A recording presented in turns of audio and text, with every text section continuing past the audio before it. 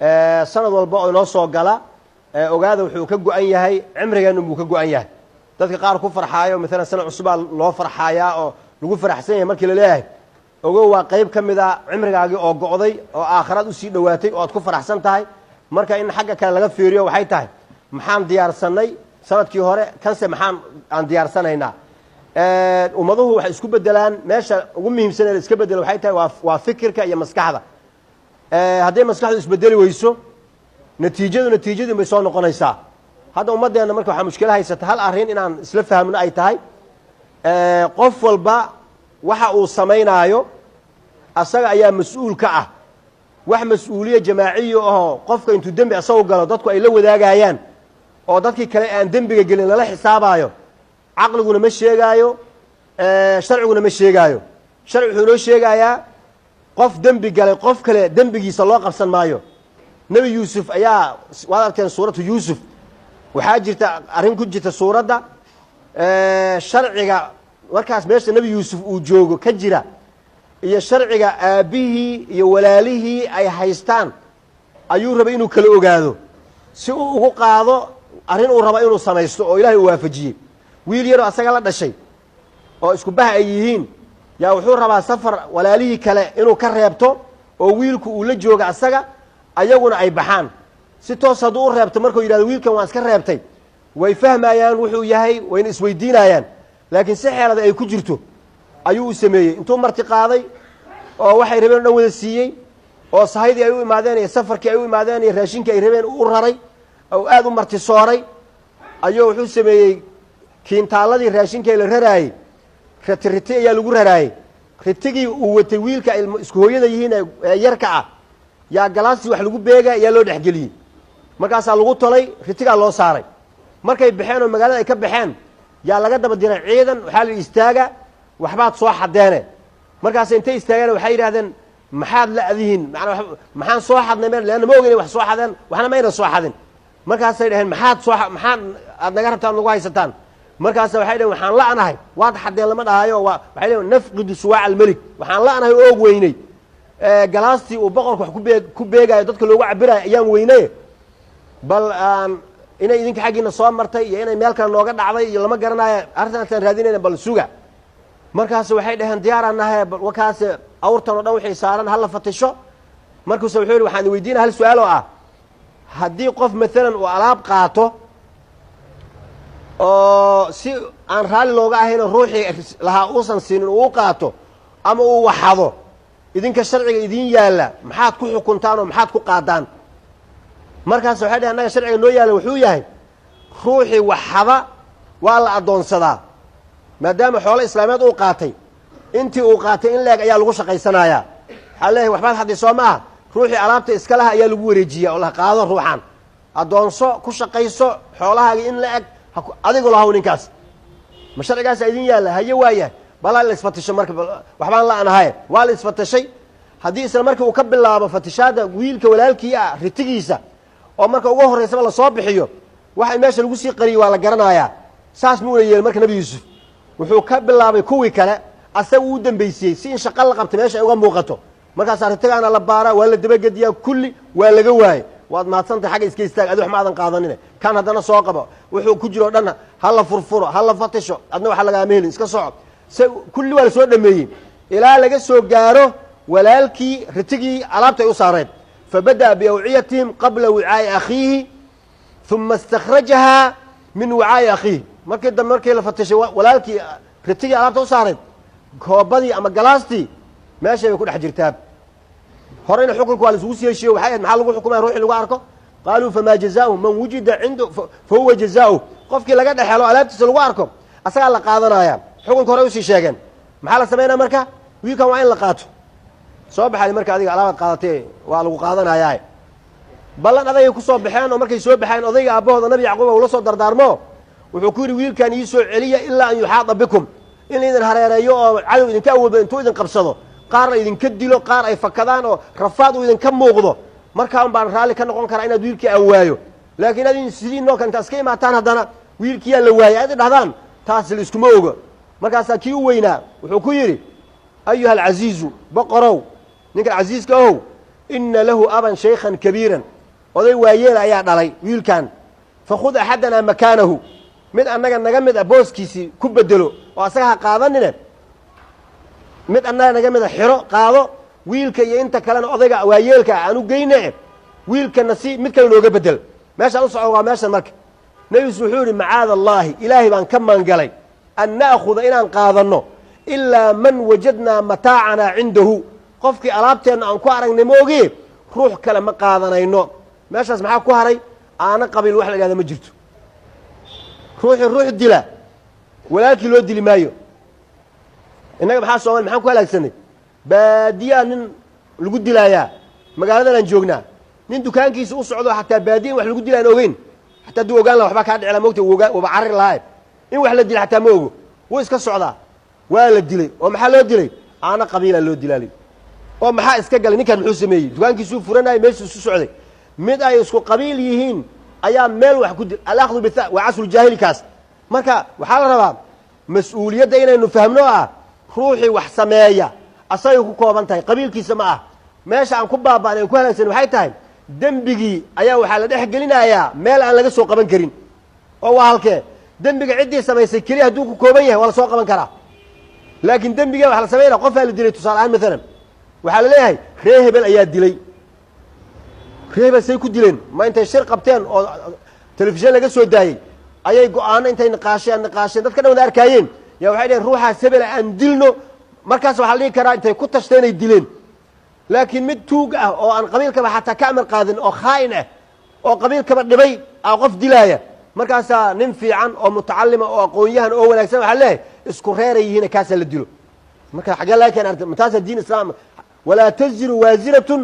wisra ukhraa wa an laysa lilinsaani ilaa maa sacaa dhibkaan sean uga baxaynaa marka waxaan uga baxaynaa afkaarta dembi isku xambaaridda ah waa la eeday oo kii dembiile ah meel wuxuu haayaa uu kula dhuunto u dhex galo wax kasta intuu qasto wuxuu leeyahay reerkaygaa loo jeedaay reerkaw isdifaac adiga war reerka looma jeeda adaa lagu jeedaa lama dhahayo ummadaha kale maxay ku hormareen mid hadduu wax dilo qof ama dembi samaynaya markaasaa dadkoo dhan ayaa wada raadinaya midaa waxaa indonesiyaana waxaa la yidhi mid soomaaliya banaankaas joogula sheekaystay wuxuu yihi waddankan soomaaliya dagaalada aan dhammaanayn maxay ku dhammaan laayihiin wuxuu yihi waxay la dhammaan laayihiin qabiil qabiilaa la isu dilaayaa markaasa wuxuu yihi oo qabiil qabiil maxaa la dhahaa ummadda mogtay mar hore intay arrintan ka gudbeen yaa reer magaal intay noqdeen yaa waxay wax ku qaybsadaan mabaadi iyo deganaansho iyo sida ay tahay wuxuu yihi waxaa qabiil laga wadaa inaa isku abtir noqonaysa intaasaa qabiil la dhahaa in kaley la dagaalayaan kaasi kaasaa isdagaala markaas waxaas maxaa la isugu dagaalaan waxaa hadda adig ka soo qaadali maalan walaalka hadduu wax dilo kan indonesiyaankaa la yidhi maxaad samayn lahayd adig walaalka hadduu wax dilo oo intuu soo ordo guriga ku dhuunto wuxuu yihi booliska u sheegi lahaa waxaan dhihi laha waa kan ninkii wax dilo halkan uu ku jiraa markaasa waxaa li oo maxaad ugu sheegi booliska walaalkaa waa la qabanaayaa haddaana booliska u sheegin beri aan u dilayaa leanna qof ogolaada inuu dad dilo walaalkiina wuu dilayaa meeqaan aragna walaalo isdishay qofka markuu wax barto waxaa la gacantii qaadqaad barata gumudkeeda dhaqaaqa haddii la gooyo xataa gacanta tuugada wax qaaqaad haddii gacanta taa laga gooyo oo wax yar loo soo reebo intii yareeda dhaqaaqaysa gacan wax qaad baratay gumudkeeda dhaqdhaqaaqa marka ruuxa barta dembiga in lala xambaaro khalaas fii ma'manin meel aamin uu ku jira waa la xambaaraya waxbuu qasaa yaa sameeyey asagaa bilaabaad ree hebel arrintaas ha ka garbaxeen war hebel maxaa arrintaas ka garay adaa samaysee ree hebelkii iskama qabanayaan ma dhahayan waryaa tuugiyo annaga dadkaan ugu laynin sharciga ma horgeynayaan haddii qof walba qofka xataa ugu dhow uu sharciga horgeyn lahaa dadku ay cabsan lahay waa la kala joogi lahaa islaamkuna saasuu in amray yaa ayuha aladiina aamanuu kunuu qawaamiina bilqisdi shuhadaءa lilahi walow calىa anfusikum aw ilwaalidayni wاlaqrabiina in yakun ganiya aw faqiira faallahu أwlىa bihima falaa ttabicuu اlhawى an tacdiluu wain talwuu aw tucriduu faina allaha kaana bima tacmaluuna khabiira soo ayb qur'aana ma ah soo manhajkeenni ma ah soo dastuurkeenni ma ah limaada aan ugu camal fali lahnay marka limaada aan isugu xambaaraya waxyaabahan marka ba horta inaan maskaxdeenna bedelno oo aan hadda wixii ka dambeeya mas-uuliyaddu waa shaksi qof walba wixiisa asaga ayaa iska leh aayadda qur'aankan ilahay muxuuna dhahay faman yacmal mihqaala daratin khayran yarahu waman yacmal mihqaala daratin sharan yarahu qofkii khayr samaysta iyo qofkii xumaan samaysta asagay ku kooban tahay marka inaan qof walba saa ugu sheegno oo qabiil kan laisuu garbinaayo oo dulmiga laisuu kaalmayn la iska daayo haddana waxay tahay waa suu nabigu u tilmaamay sal allahu alay wasalam dacuuha qabyaaladda iska daayo nabigu iska dhaafa fa inahaa muntinatun way soo uraysaay waa bakti yani ruuxii ka shaqeeyana wuu soo uri waana la arkay haddaad aragtaan ruux qabiil u ololaynaya aakhirkiisa fiila meeshuu ku dambeeyo waana la arkay wax ma noqonaayo soomaalina cudurka kala gaami waa kaas lixdameeyadii markii isticmaalkii la dagaalayay oo ummaddu inay ummad noqoto dhibkaa waa un haystay un waxaa laga garanayaa suugaanta soomaalida iyo taariikhdeeda suldaan timacadda markuu leeyahay dugsi male qabyaaladii waxay dumise mooyaane wuu arkay moogtahay leanna qabiilkiia hoos usii kalama baxaaya ree hebel jufe hebel jufe hebel juf salkuu tegaaya marka ummadda waxaa rabaa in kor laga qabto marka muslimnimo inama almu'minuuna ikhwatun almuslim akhulmuslim haddii hoos loo soo dego intii isku meel degan oo isku qowmiyad ah in la yidhahdo maalan shucuuban shacbiga wa qabaa'ila waxaa loogu talagalay ay tahay litacaarafuu maxaa lagu kala fiican yahay ina akramakum cinda allaahi atqaakum se loo kala cabsi badan yahay qofku waa in lagu karaameeyo waxa uu ummadda kusoo kordhinaayo marka hadda inna waxaynu u baahan nahay yacni khilaafka siyaasiga ah wuu dhib badan yahay dad oo hawshaasi ayaga raba mar walba inay bulshada kusoo dhex tuuraan khilaafada ayaa mar walba jiraaya laakiin ma ka shaqayn karnaa musaalaxa ijtimaaciya yacni nabadgelyo si loo helo bulsho walaalo ah inaan abuurno bulsho walaalo ah oo qofka kale ee muslimka ee soomaaliga ah inuu walaalki yahay dad iskhilaafay hadday iskhilaafeen ayagu ha soo heshiiyeen lakiin mushkilada inu dhacda waxay tahay dad odayaal ah ama siyaasiyiin ah ama waxbaa iskhilaafaya khilaafkooda intay soo raraan yay dhallinyaradii kusoo dhex tuuraayaan dhallinyaradii ayaa islaynaysa dhallinyaradaas islaynaysaaye haddii la weydiiyo idinku maxaad isku haysataan kama jawaabi karaan leanna waxay isku haystaan ayagu ma aynan samaynin meel kale laga sameeyey bes odayaashii ama siyaasiyiinta hadday heshiiyaanna shiraa la qabtay saasa arrintii waxaa le xabad joojinaa la dhahay dhallinyaradii waxa la xabadda iska joojiya waa la heshi marka la heshiinayna looma sheegaayo marka la isdagaalana looma sheegaayo marka qofkii wuxuu noqonayaa hadduunan aqoon iyo cilmi unan lahayn sida aaladda oo kale soomaalkan telefishinka soomaalka ama dhalada waa qalab waa aalad bahal yaroo waxaa lagu xukumaa la yidhahdo remote control remote-kaasi hadba meeshaad rad ku saarataa lambarku maa u taabaneen lambar 10 kii kuusoo baxaaya lambar 8 kii kuusoo baxaaya dhallinyaradeenni maanta waxaa laga dhigay marka sidii dhaladii oo kale waa la taabana dhag way isdagaaleen dhag way joojiyeen dhag way maskaxdii qofku uu ku fikiri lahaaba qof kale ay u saaran tahay marka maskax kale ha ku shaqaynine aduu maskaxdaada ku shaqay maxaa yeelay adiga adduunyadana adaa mas-uul iska ah camalka aad adduunyada ku samaysana xisaabtiisana adaa aakhara ilahay hortiisa lagu weydiinayaa aakhare kama jirto ree hebel oo hal mar miisaan kale wada saaraayo oo intay culimmadaada soo hormarsiiyaan culimmada tukatee hormara oo tuugadiina gadaal la saaro waa la xisaabiyey ree hebel way baaseen jannada gala ma jirto taasi lama helaayo maa minkum min axadin nabig wuxu sal slam qof idinka idinka mida ma jiro ilaa sayukallimuhu rabbuhu rabbigiisaa la hadli doona laysa baynahu wa baynahu turjumaan asagoo cid u ka afcelinaysa aysan jirin ayuu ilaahay hor istaagi doonaa maxaa la rabaa marka hadda wa amaa man khaafa maqaama rabbihi wanaha nafsa can ilhawaa faina aljannata hiya alma'waa qofkii hadda xusuusnaada maalinta ilahay la hortaagan yahay maxaad ilahay la hortegi doontaa leanna qabiilaan u dagaalamay iyo qabiilaan u danaaniyey iyo qabiilaan saas ay ilahay hortiis kama shaqaynayso faidaa nufika fi الsuuri falaa ansaaba baynahum yowmaidin walaa yatasa'aluun maalinkaas yowma yafiru lmar'u min akhiihi wa ummihi wa abiihi wa saaxibatihi wa baniihi likulli imri'in minhum yowmaidin shaanun yuqnih cid walba teedaa haysata marka hawshaadaas halkaas yaan maanta lagaaga hadlaynin ree hebel aan isku nahay oday soomaaliyadaa 2 wiil intii laga dilay yaa reerkii qabiilka intay soo kaceen waxay dhaheen waan usoo aaraynaa wuxuu maxaa ugu soo aaraysan ka rabtaan waxay yidhahan isku qabiilaan nahay wuxuu isku qabiil ma tiidin yaa idinku dha isku qabiilaa tihin markaasaan isku qabiil u ahayn wuxuu waa kaas weydiiba inaan isku qabiil tihin bal warsada meydka bal weydiib ree hebel yaad ka tahay qolo maa tahay meydka hadaad weydiiso makuu sheega wuxuu yahay ani qabiilkaasaan maku dhaha ma ku dhahayo shib adi yaa tahay xataa meyd aan ahayn kuma dhahayo ma hadlaayab marka qabiil maaha waa meyd magaciisa meydaa la dhahaa magacaan xataa meelaha magacyadan caadiga ah inta la socsocdun baa la isugu yeeraa cabdullaahi maxamed jaamac geedi waa inta la nool yahay qofkii ma dhintay gurigiisa ama qolkiisa ama isbitaalkii ma ku jiraa marka la leeyahay haya male maxaa lagu sheekaysa maxaa leeyahay meydkii ma la dhaqay meydkii ma la karfaniyey meydka soo bixiya meydkii ma la soo aasay cid ku dhahaysa cabdiraxmaan ma la dhaqay cabdiraxmaan ma la soo bixiyey cabdiraxmaan xaggee loo wadaa cid dhahaysa ma jirto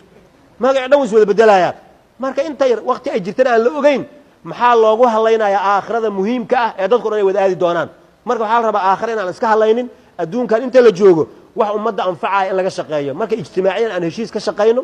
siyaasigu hadduu waayo cid uu kiciyo wuxuu ku qasbanaanaya inuu dadkiisa iska raaco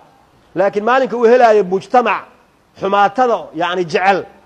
waa midda uu ka hela xumaatadu ku kicinaya marka waxaa la rabaa xumaato inaan garabna isku siinin aayaddan qur-aanka aan qaadano qabiilka iyo wixii ku saabsan watacaawanuu cala albiri waataqwa walaa tacaawanuu cala alithmi waalcudwaan laakiin innaga aayadda qaybta hore kaanaha inaysan ina khusaynin haddii la yidhahdo reerka haye siyaasigoodu yidhahdo haye isbitaal aan idiin dhiso jid aan idiin dhiso jaamacad aan idiin furo maba dhahaayo maba u socdoba xaggaas laakiin haye anigaa waxoogaa si igayna bal hub ha la soo raadiyo hubkii waa la raadina waxaan la isku ogaa walaa tacaawanuu cala alithmi waalcudwaan casrujaahiliya waxay ahaan jireen haddii mid ayaga ka dhashay uu soo qayla dhaamiyo yaa tol ah hadduu dhaho waxaan uu sheegaayo ma ina weydiin jirin daliil ma u haysaa waxaa laga yaba asaga inuu dadka soo dulmiyey bes dadku soo dulminaya dadu soo laynaaya xumaad soo qasaaya yaa reer tolkay ah buulaha ma dhahayaan maxaa lagugu haystaa maxaad samaysay ma dhahayaan laa yas'aluuna akhaahum walaalkood ma weydiinayaan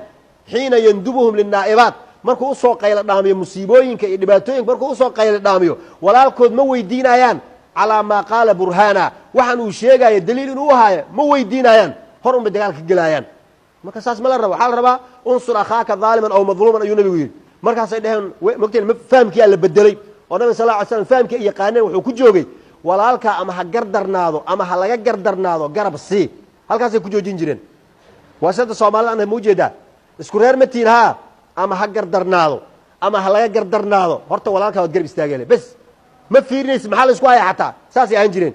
markii laga bedelay oo nabiga sal ly slam diinta u akhriyay oo qur-aankii uu soo degey yaa haddana nabig wuxuu ku yidhi unsur akhaaka daaliman aw madluum way kasi jireen moogtahay see u yaqaaneen waxay u qaateen sidii ay u kasi jireen arrintu inay weli usii socoto waxay dhaheen rasuulka ilaahayow haddii uu yahay madluum qof la dulminayo hadduu yahay waan garannay waa inaan u gargaarno leanna madluumka ama walaalka ha ahaado ama cid kale ha ahaado adduunka oo dhan qof madluuma waa in la garab istaago maxaa yeele ilahay cadaalad ayuu adduunkan u sameeyey hadduu madluum yahay waan garab istaagaynaa oo daalimka waan ka celinaynaa lakin waxay dhaheen fa kayfa idaa kaana daaliman hadduu asagu daalim yahay oo asagu uu gardaran yahay seen ugu gargaarnaa nabig wuxuu yidhi saas waxaad u gargaaraysaan tamnachu aw taxjuzuhu min adulmi waxaad ka celinaysaan amaad ka reebaysaan gardarrada waxaad leedahay walaalow waad gardaran tahay joog halkaasay sharafta ku imanaysan ummadduna waxay isku aamintaa waa saas hadday arkaan nin reerkooda oo daalim ah markay reerkii ahaan daalimaa tahay naga joog dadkao dhanna wada jeclaanaya reerkaas waxay leen waa dad ahlu xaq ah dulmiga ma ogolo laakiin markii la arko asagoo daalim in la garab ordaayo waxaa leeyahay reerkaas waa reer daalimiin ah yani isma qabtaan ilahay kama cabsanayaan aakhirkoodana ankaar iyo habaar baa ku dhici doona marka adduun iyo akhira lama liibaanayo marka haddaan diintaan lagu camal falin oo say tahay loo qaadanin shiddada lagama baxaayo marka diinteenna aan ku camal falno sanadka cusub aan tawba maca allahi subxaana wa tacaala tajdiidino towbadeenna dembiyadii horey loo galay ha laga toobad keeno safxo cusub ha la furo qofka inta uu nool yahay fursad uu ku toobad keeni kara ayuu haystaa dembi kasta oo uu sameeyey mar haddii nafta ay weli ku jirto hadduu joojiyo dembigii hore ilaahay toobada uu ka aqbalaya yaa cibaadi aladiina asrafuu calaa anfusihim laa taqnaduu min raxmat illaah ina allaha yakfiru dunuuba jamiican ilahay dembigo dhan wuu dhaafaaya marka dembigii horey loo soo galay inta qof walba gadaal isu fiiriyo shaydaanku yuuna ku waswaasin iyuusan ku dhehin adoo waxaasoo dembi a soo gashay tooba kuuma furna yuusan ku dhehine towbadu way furan tahay ilaa qoraxdu ay ka soo baxdo meesha ay u dhacdo ama qofku uu ay naftu ka soo gaarto dhuunta inta ka horraysaay towbadu way furan tahay marka fursadaa la haystaa hala toobad keeno fahmiga xun ee khaladka ah isu garbinta xaqdarra isku raaca la iska daayo xaqa hala isugu kaalmeeyo saasaan addunya aakhiraba ku liibaanaynaa rabbana aatina fi dunya xasanatan wafi laakhirati xasanatan waqina cadaaba annar rabbana laa tuzigh quluubana bacda id hadaytana wahab lana min ladunka raxma innaka anta alwahhab wsala allahuma cala sayidina muxamed